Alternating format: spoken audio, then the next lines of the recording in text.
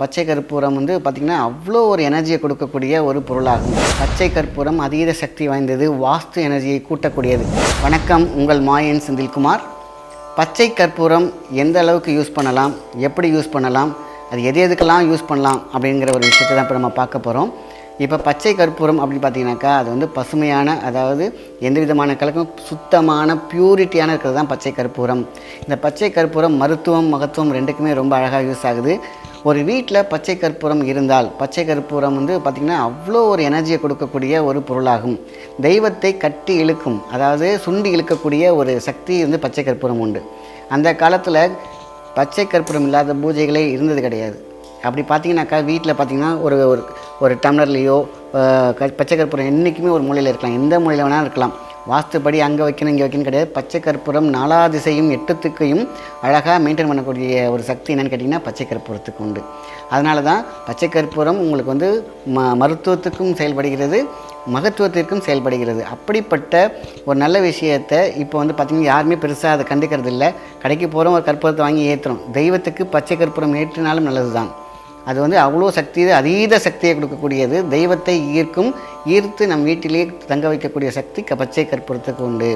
அந்த காலத்துலலாம் பார்த்திங்கனாக்கா நெத்தி திலத்தம் நிறைய பேர் வைப்பாங்க. அதில் வந்து நிறைய மூலிகை பிறக்கும்போது பச்சை கற்பூரம் இல்லாமல் செய்வதே கிடையாது.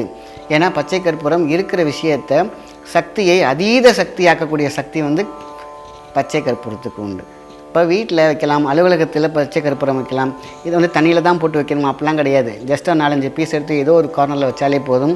அது அதோடைய சக்தியையும் நெகட்டிவிட்டி எனர்ஜியை அடியோடு விரட்டக்கூடிய சக்தி எதுன்னு கேட்டிங்கன்னா பச்சை கற்பூரத்துக்கு உண்டு.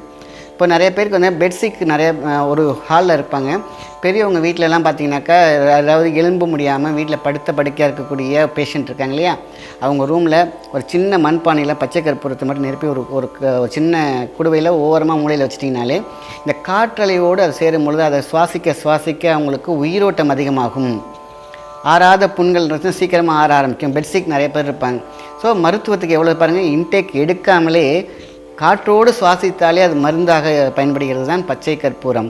ஸோ எளிதாக கிடைக்கக்கூடிய நாட்டு மருந்து கடையில் கிடைக்கக்கூடிய அந்த பச்சை கற்பூரத்தை மிஸ் பண்ண வேண்டாம்.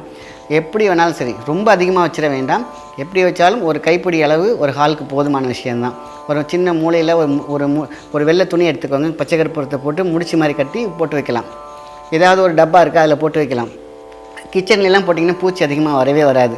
இந்த திங்ஸ் இருக்கு இல்லையா, நம்ம சேர்த்து வச்சுருப்போம் இல்லையா சமைக்கிறதுக்கு, அதிலெல்லாம் பூச்சி வராது. அது ஒரு கிச்சனில் ஒரு மூலையில் வைக்கலாம். ஆக ஒவ்வொரு ரூம்லேயும் ஒரு முடிச்சு போட்டு வச்சாலும் வீட்டிற்கு நல்லது.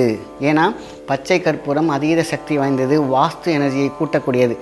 எதெல்லாம் ஒரு சக்தியாக இருக்கிறதோ, எதெல்லாம் நம்ம ஒரு யூஸ் பண்ணுறோமோ அதில் பச்சை கற்பூரம் சேர்த்தோம் என்றால், நான் வந்து தெய்வீக பொருளுக்கு சொல்கிறேன், அர்ச்சனைக்கு சொல்கிறேன், அபிஷேகத்துக்கு சொல்கிறேன், அபிஷேக கூட்டுக்கெல்லாம் வந்து பச்சை கற்பூரம் இல்லாததே கிடையாது.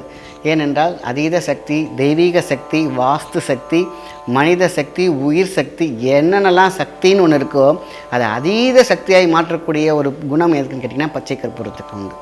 அதனால தான் பச்சை கற்பூரம் இல்லாத எந்த ஒரு பூஜையுமே செய்ய மாட்டாங்க. தெய்வ சிலையை எடுத்து வைக்கும் பொழுது பச்சை கற்பூரம் அபிஷேகம் பண்ணி அதுக்கப்புறம் அரகஜா போட்டு வச்ச பிறகு தான் உயிரை கொடுப்பாங்க, அதாவது கண் திறப்பாங்க. அப்படிப்பட்ட முதலிடத்தை, தெய்வீக அந்த ஆன்மீகத்துக்கு முதலிடம் கொடுக்கக்கூடிய ஒரு பொருள் என்னன்னு கேட்டிங்கன்னா அது பச்சை கற்பூரம். இப்படிப்பட்ட பேரதிசயத்தையும் பேராற்றலையும் கொடுக்கக்கூடிய பச்சை கற்பூரம் வீட்டில் அவசியம் இருக்க வேண்டும். ஒவ்வொரு வீட்லேயும் இருக்கணும்.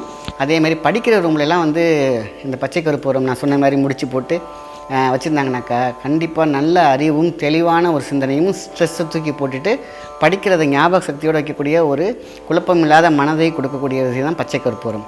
பாருங்களேன், எந்தெந்த விஷயத்துக்கெலாம் யூஸ் ஆகுது இந்த பச்சை கற்பூரம். அதனால் ஒரு நல்ல விஷயத்தை மற்றவங்களுக்கும் ஷேர் பண்ணுங்கள். நன்றி, வணக்கம்.